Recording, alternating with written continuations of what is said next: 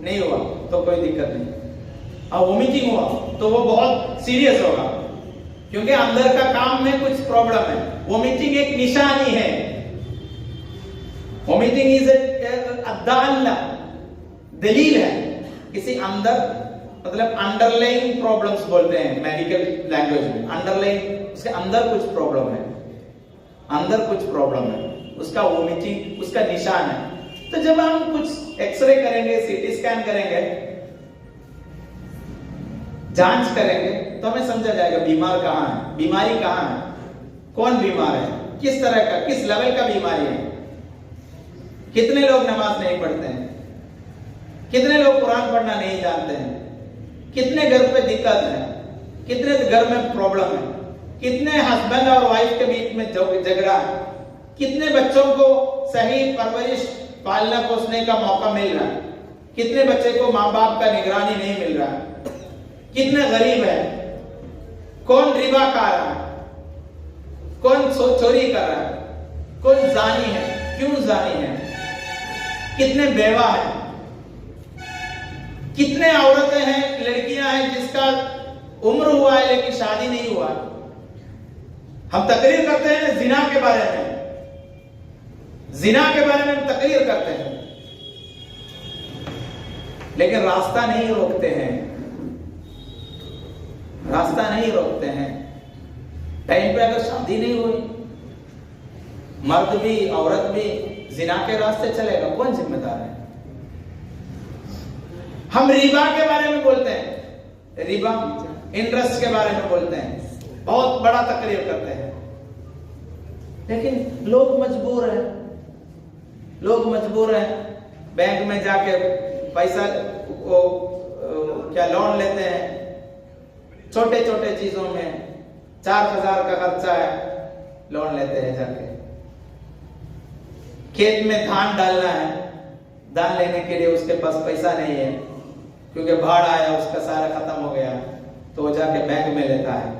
और करोड़पति बैठे हैं उसी गांव में, किसी का बैंक में बैंक डिपॉजिट है। मस्जिद बनवाए क्यों? नमाज पढ़ने का जगह बनवाया, और रिबा रोकने का सिस्टम हम नहीं बनाए।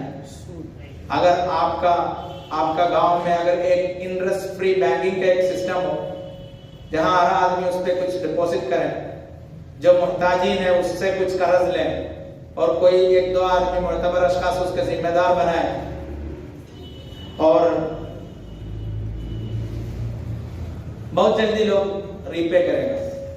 सुबह उसको मछली लेना है, मार्केट में लेके मछली लेना है, 2,000 रुपए लेगा वो किससे लेते हैं? मनी लेंडर से लेता है। मनी लेंडर उसको इसके किताब में कितना लिखता है? 2,000 उसको दिया है, देता है कितने? 1,500। तो सुबह ही उससे इंटरेस्ट ले लिया, शाम को उसको वापस कितना देना है? 2,000 देना है। आपके इधर जो छोटा गाड़ी लेके सब्जी लेता है मंडी में जाके, उनके पास पैसा नहीं है, वो उसको 2,000 का 3,000 कर 3,000 का वो सामान लेते हैं, तो उनको पैसा नहीं है, तो वो जाके लोन लेगा, या मनी लॉन्डर से जो सबसे ज्यादा रिस्क लेते हैं, वो 2,000 नहीं देगा, 1,500 देगा, लिखेगा कितना? 2,000। और शाम को ये बंदा उनको मिले या न मिले, वो वापस आके 2,000 देगा। सुबह ही उसको 500 दे दिया है। होता नहीं होता?